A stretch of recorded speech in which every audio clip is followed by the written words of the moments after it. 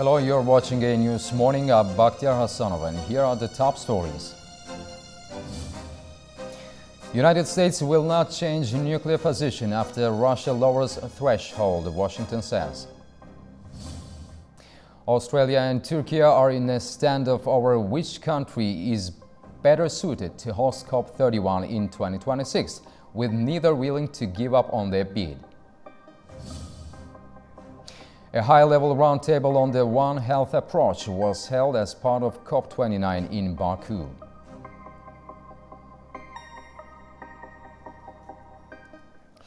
The United States sees no need to change its nuclear posture. That's according to the State Department after hearing Moscow's decision to lower the threshold for a nuclear strike. However, the U.S. urged Russia to avoid engaging in irresponsible rhetoric. Despite the changes, Russia says it would do everything to avoid a nuclear war.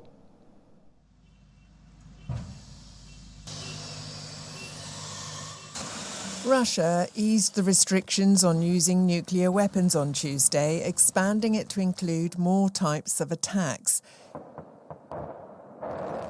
US State Department spokesperson Matthew Miller expressed significant concern over what he says are Russia's hybrid warfare tactics and emphasised that Washington remains in close communication with its European allies on the matter. We are incredibly concerned about hybrid warfare conducted by Russia both in Europe and around the world. And we have made clear on a number of occasions to Russia that it would be held accountable for it.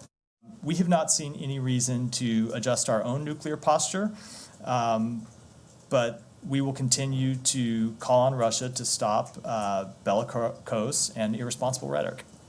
On the same day, Department of Defense Deputy Press Secretary Sabrina Singh stated that the recent changes to Russia's nuclear doctrine were unsurprising.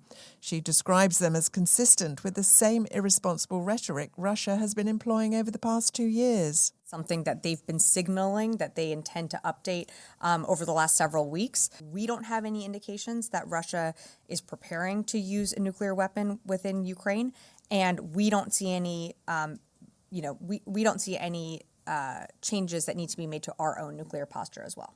Russia chose to escalate this war by introducing DPRK forces into the battlefield and into the fight. So you're going to see us continue to support Ukraine with different presidential drawdown packages that are going to support its short-term and long-term needs. The European Foreign Policy Chief, Josep Borrell, criticised Russia for lowering the threshold for nuclear strikes. It is not the first time that they threaten with nuclear escalation, which is completely irresponsible. Russia has subscribed to the principle that a nuclear war cannot be won and so must never be fought. And any call for nuclear warfare is an irresponsibility. Experts caution that these changes in Russia's nuclear doctrine could increase tensions in an already unstable global situation. According to Moscow, Ukraine hit a target deep inside Russia with US-made missiles on Tuesday. Earlier, we spoke on the developments with the Russian expert political scientist Dmitry Solonikov. The adoption of Russia's new doctrine reflects the changes in the current geopolitical process. It's clear that the doctrine evolves depending on Russia's relations with various international agreements. This includes its relations with NATO countries, the United States, the European Union, and the United Kingdom. The growing tension in these areas is a result of Russia's shift in this doctrine. We understand that the previous doctrine already reflected a challenging period. However, we have now moved from those difficulties to a far more complex process of escalation than what we faced even a few years ago. Many are now emphasizing that the world is on the brink of nuclear war, potentially even closer to it than during the Cuban Missile Crisis of the 1960s. In attempting to prevent a nuclear war, Russia is asserting its firm positions. It warns the opposing side not to gamble with nuclear weapons, not to provoke aggression against Russia, and not to threaten strikes deep into Russian territory. If such actions occur, inevitable conflict will arise. In the 20th century, this understanding of the inevitability of a retaliatory strike and the certainty of nuclear catastrophe for the entire globe acted as a deterrent. Both the United States and the Soviet Union refrained from taking extreme measures against one another. It was clear that the retaliation would follow and there would be no victor. Now, a new generation of Western politicians has departed from this perspective. They believe that nuclear war could result in victory and thus feel emboldened to provoke Russia with various actions. These include authorizing strikes on Russian territory using American weapons and personnel, albeit ostensibly from current Ukrainian territory. For Russia, however, such acts are effectively aggression against it by the opposing side. The status of intermediate and short-range missiles has changed. The status of treaties aimed at controlling the nuclear arms race has also shifted. All of this is reflected in the current doctrine. Russia commits to defending its allies and states that its retaliatory actions could target not only countries with their own nuclear weapons, but also those whose territories serve as launch points for such weapons. It's unnecessary to involve additional forces or international actors in this confrontation. Neither Ukraine, nor Bulgaria, nor Eastern European countries that previously had no nuclear weapons. Yet suddenly there is the potential for aggression from their territories against Russia. Why? This is the basis for the current warning. I wouldn't say it was specifically timed to coincide with Bulgaria's announcement of this decision. However, this decision to permit strikes on Russian territory was anticipated, and the changes in Russia's doctrine were prepared in advance. These are not decisions made overnight. This is not a document drafted hastily. It reflects not a momentary situation, but the accumulated problems in the confrontation between Russia and the West that we have observed in recent months. Russia was well aware that authorization for strikes on its territory could be granted by the West. It's likely a coincidence that Russia's decision was announced after the West made its own. Both sides had been preparing their respective documents. Now Russia has once again made it clear, in the current confrontation in a potential global war, there will be no victor. Russia will not allow strikes on its territory by the West to go unanswered. Another warning has been issued, clear and unequivocal. We hope it will be heeded and that the world will not descend into an uncontrollable military phase of confrontation. That is the situation as it stands. Ukrainian foreign policy expert Katerina Odorchenko has also weighed in on recent developments, including U.S. military aid to Ukraine, NATO support, and new Kremlin nuclear doctrine. With a focus on Biden's legacy and Congress' role in shaping U.S. foreign policy, the expert highlights the evolving dynamics of the conflict and its impact on global stability. To answer your question, I think it was pretty clear that it was some conversation between American officials and Russian officials, and as it was leaked to American press, we know that Trump team potentially asked Putin about stopping ceasefire and stopping active bombing, but we have the same day very active bombing of Ukrainian territory.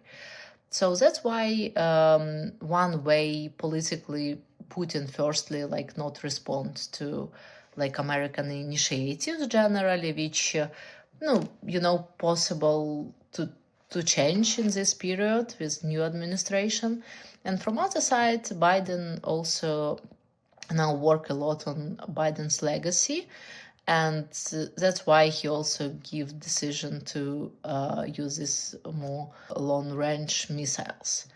And I can't discuss military strategy because I'm not military expert. I'm expert in political communication and in foreign policy, but I fully can say that generally concept of supporting NATO programs in Ukraine, it will works. And generally wide NATO programs and international cooperation in question of Ukraine stability, it's very powerful tool, and it will be going on in any version. So you can have some analogy between Israel and Ukraine in this part. And generally, of course, like Biden's legacy, he tried to involve more his position in foreign policy, and that's why he give more aid to Ukraine. He also gives this like access to like use long range missiles, and that's why it also will be the same position in Congress for members of Congress, and we count, and I wrote on my Katerina Darchenko blog and for a lot of think tanks information that mainly it's more than half members of Congress still will support Ukraine. And that's why they generally will vote for aid which come not from president but also from Congress. And it's like good news, and that's why generally like Biden's strategy and his messages will used by his party. And one more time, they must show like bigger success, because when elections in United States end, generally it's starting of the next elections. So that's why I'm not sure that Putin's doctrine will change like next time, because generally like Russian doctrine not change, and if Putin doctrine change and Putin like war economy will change, it will change generally system in Russia. Billionaire Elon Musk's SpaceX launched its sixth Starship test flight into space from Texas. Together with U.S. President-elect Donald Trump, they watched it safely land in the ocean. Last time, the rocket landed back in the arms of the launch site. However, this time, the Starship spacecraft traveled around the Earth in space before a daytime safe landing in the Indian Ocean. The roughly 122-meter-tall rocket system lifted off from SpaceX's sprawling rocket development site in Boca Chica, Texas. It's ultimately designed to eventually land astronauts on the Moon and ferry crews to Mars. President-elect Donald Trump attended the launch, highlighting a growing alliance with Elon Musk, who is poised to play a key role in federal efficiency and space innovation under Trump's administration. The UN Climate Conference in Baku has taken a closer look at the One Health approach, a concept that tackles the interconnected challenges of human, animal and environmental health. At a high-level roundtable, experts from global organizations emphasized the urgent need for collaboration to address the climate change, food security and public health risks. The One Health approach was the topic of a roundtable at the continuation of United Nations Climate Conference in Baku. The concept treats problems of people, animals and the environment not separately, but as a whole. We are all connected. We cannot be like separate. It's breaking the silos between those sectors. Climate change and its impact on environment have concrete tell signs and provide hard numbers, the World Health Organization says. It affects how we live our lives, the food we eat, the water we drink. In the European region, we have over 175,000 people that lose their lives just from heat waves. So that's pretty serious if you think about it. On air pollution, so that's poor air quality, we lose 500,000 lives every year. Food safety and human health were among the hot topics of the talks. It is important that we understand our farmers, our food producers. If they are affected by climate change, it means they cannot invest sufficiently in diversity of food, in having sufficient income. They cannot invest in protection of water, soil, and sustainable practices. The host country, Azerbaijan, introduced its own strategic plan for One Health at the event. And we're very proud to see here in Azerbaijan that this One Health approach has been adopted. It has been announced by the government during the COP, creating this incredible moment to put health and climate together. And that's really, really important, because I think that's going to be a legacy of this COP to the world. The meeting also reflected the need for intersectoral cooperation in issues such as antimicrobial resistance, early detection of zoonotic diseases, and the need for a unified platform for information exchange. Also at COP29 here in Baku, experts are showcasing ways to restore rivers and combat climate change, pushing for action to secure our planet's freshwater future. India's Yamuna River, once a lifeline for millions, is currently choked with toxic foam, officially declared dead. Such situations highlight the urgent need for global water solutions.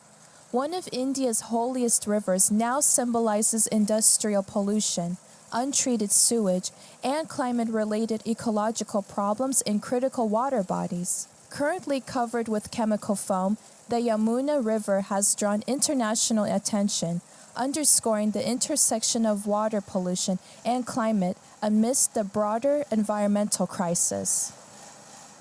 The Yamuna River tragedy and other water resources around the globe aligns with the recurring theme at COP29, the alarming degradation of freshwater resources worldwide.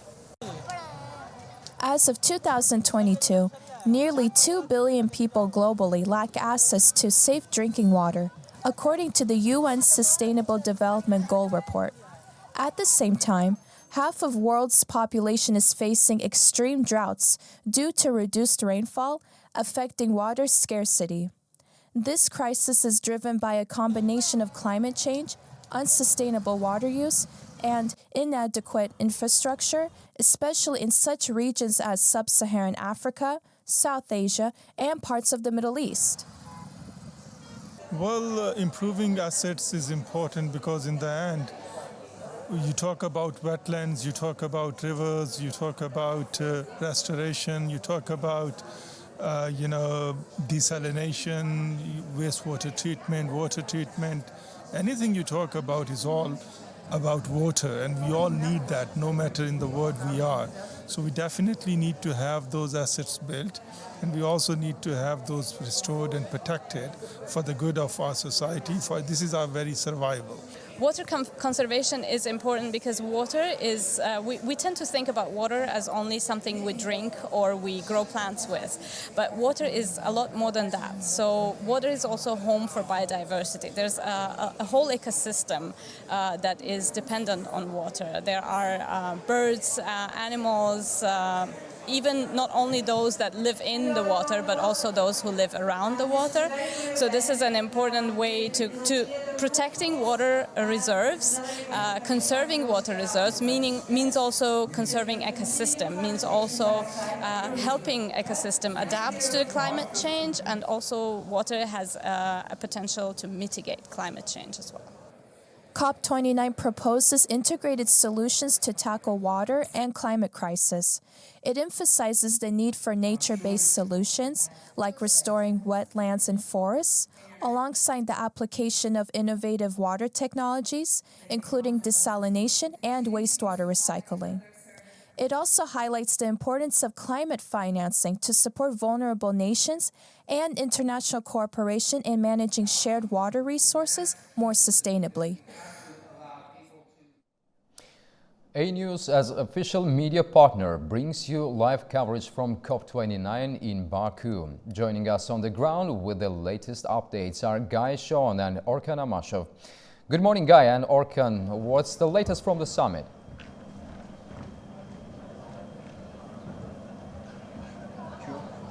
Well, good morning, Batia. Good morning, everyone, here from COP29. Another action-packed day ahead of us today. Day 10, and today is Tourism and Transport Day. Now, just bringing in Orkan Amashov.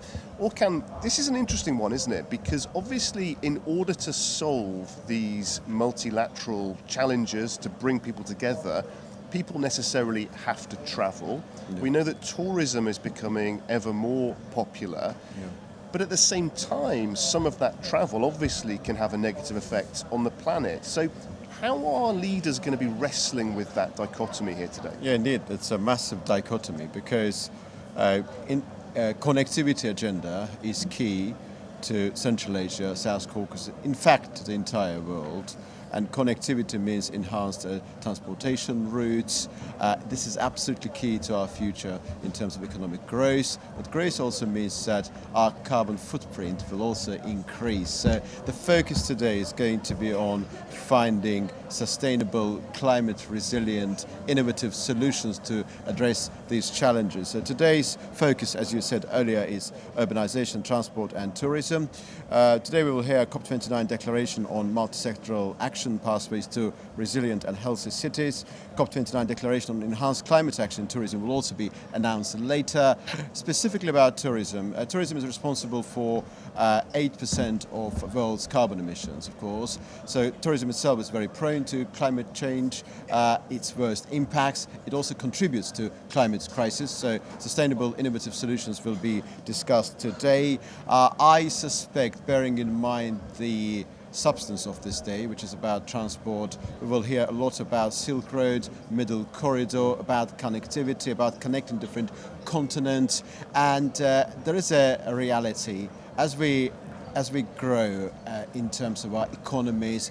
Population demand requires that energy consumption should go up as well. So we should somehow find a compromise solution with the necessity of growing, and also that making sure that that growth does not militate against our climate change related ambitions. So this element I expect to be at the heart of discussions today. On the other side, of course, the negotiations related to new climate finance goal, of course, they are underway.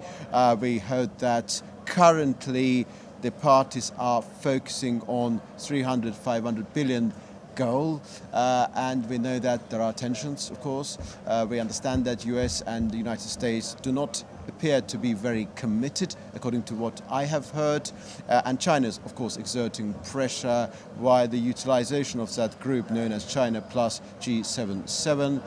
It's all about who should pay and what, and we understand that US, EU and some other developed countries expect those countries who were developing in the early 90s to contribute to that NCQG as well. We understand that South Korea and others are happy to be involved within this process as contributors, but we know that Saudi Arabia, for example, and China are vehemently against it. We also understand that there has been a clear attempt to reintroduce fossil fuel transition document, and that was opposed as well by Saudi Arabia and some other countries. So tensions are here.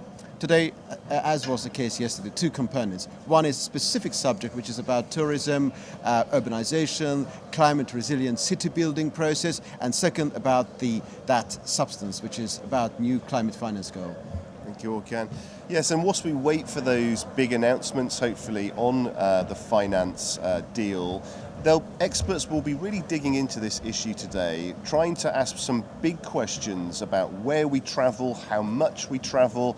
We'll be here with you every step of the way, keeping you updated on AnewZ. Thank you very much, Guy and Orkan, for latest updates. It's the second week of intensive climate change talks at COP29 in Azerbaijan. Next year, COP30 will be in Brazil. However, for 2026, Australia and Turkey are in a race to host COP31. By the end of the week, the host of COP31 in 2026 will be decided, intensifying the debate over who is better suited for the summit, Australia or Turkey.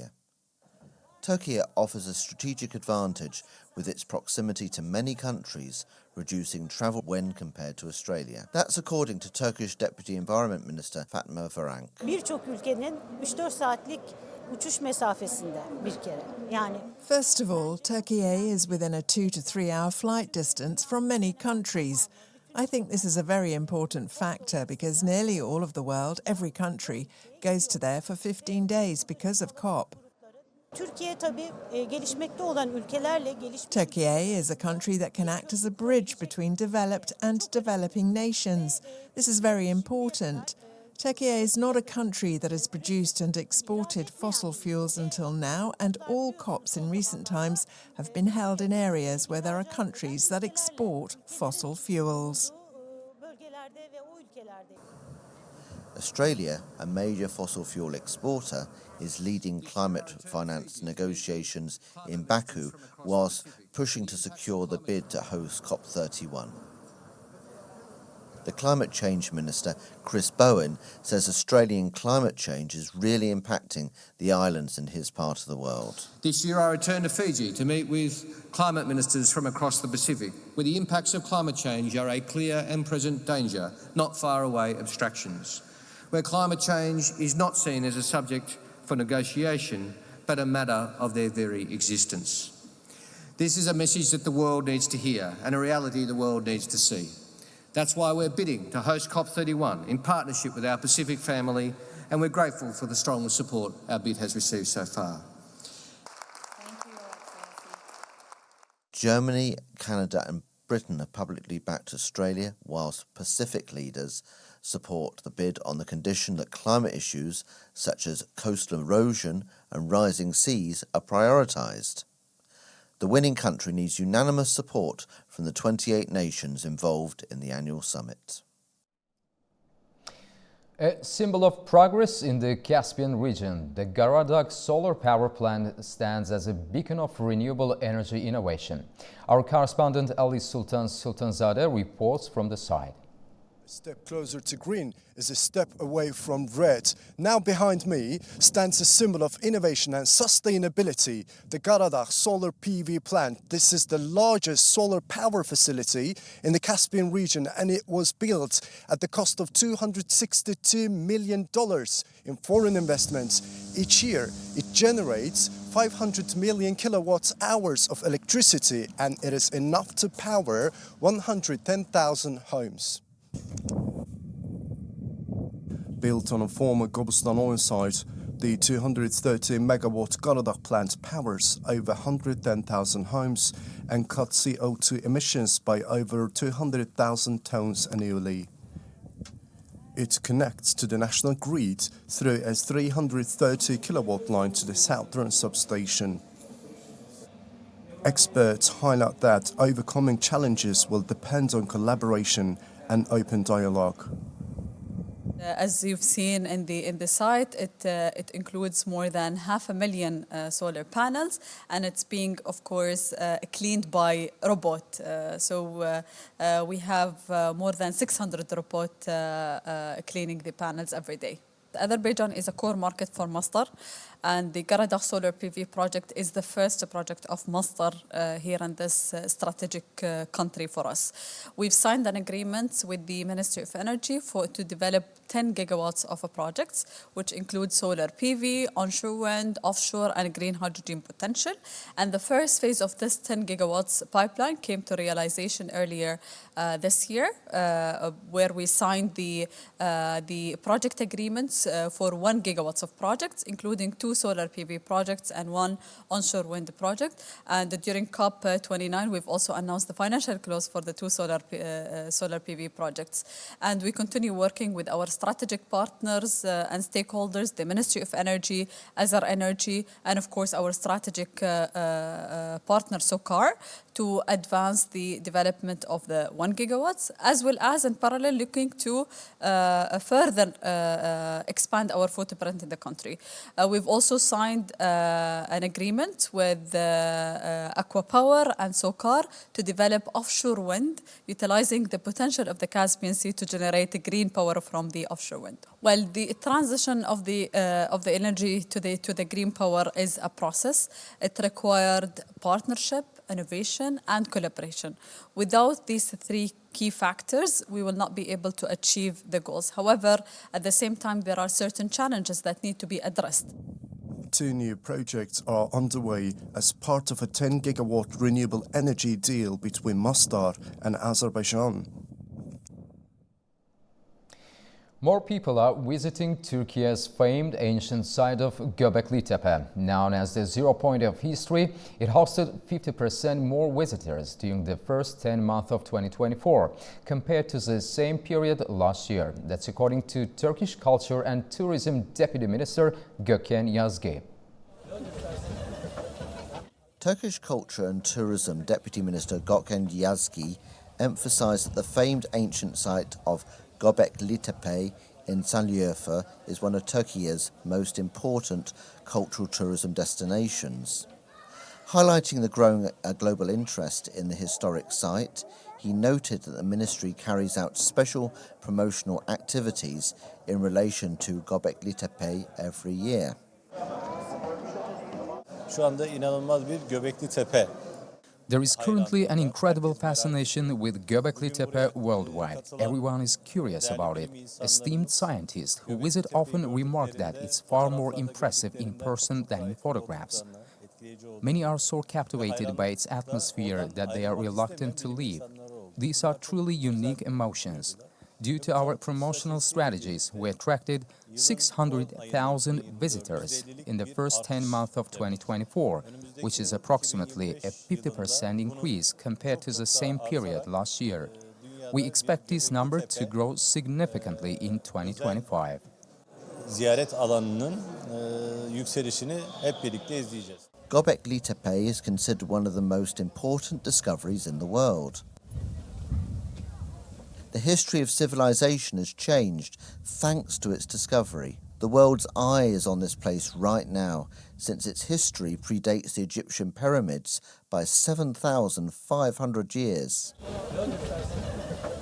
According to a 2003 geomagnetic survey, the temple is 12,000 years old.